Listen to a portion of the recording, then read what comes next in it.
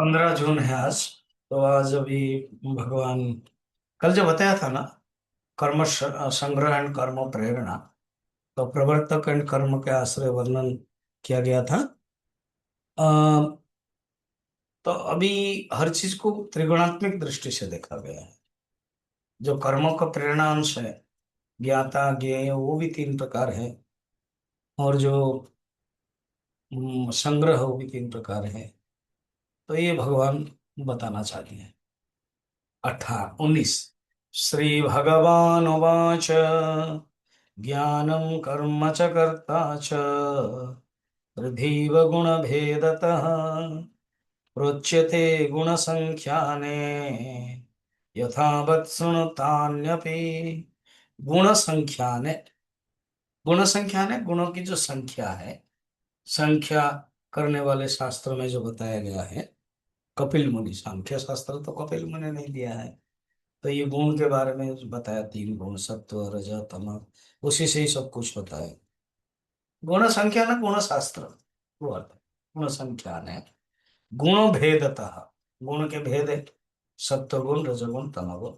उसी भेद से ज्ञानम कर्म करता हो गया। ज्ञान भी 3 प्रकार है ना। पहले तो स्वामी जी ज्ञान ज्ञेय और ज्ञाता एक एक ही कैटेगरी रखा था। अभी ज्ञान कर्म करता, तो ज्ञान कहने से हो गया, ज्ञेय भी हो जाएगा और आ, ज्ञाता भी हो जाएगा। और कर्म कर्ता, करण जो भी है वो भी 3 प्रकार है सब कुछ। कर्म माने क्या है? जो क्रिया है। हाँ, क्रिया को ही कर्म कहते हैं। एक होता है एक्शन, एक होता है वर्क। तो कर्म क्रिया है, और उसी को कर्ता के ईप्सित तमम, कारक को कर्म कहा गया है। ईप्सित तमम, कर्ता ईप्सित मन इष्ट, जो चाहता है। कर्ता जो चाहता है वो ही कर्म होता है, फिर वो एक्शन में जाता है। वेद में यथावत सुनो, अच्छी तरह से मैं बताऊंगा, तुम सुन लो ठीक से।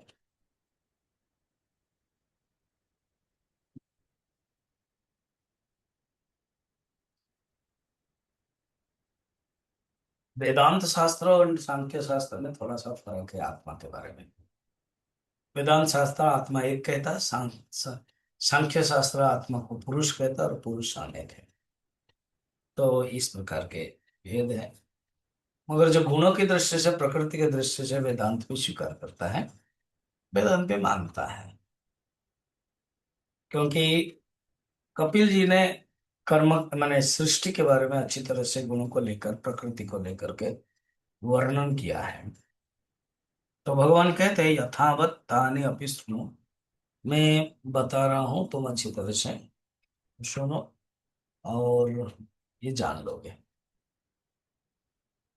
अब एक प्रश्न होगा, ज्ञान ज्ञेय परिज्ञाता, ये 3 प्रकार कर्म के प्रवर्तक है, और ये कर्म के संग्रह है। कौन? कर्म करता करना।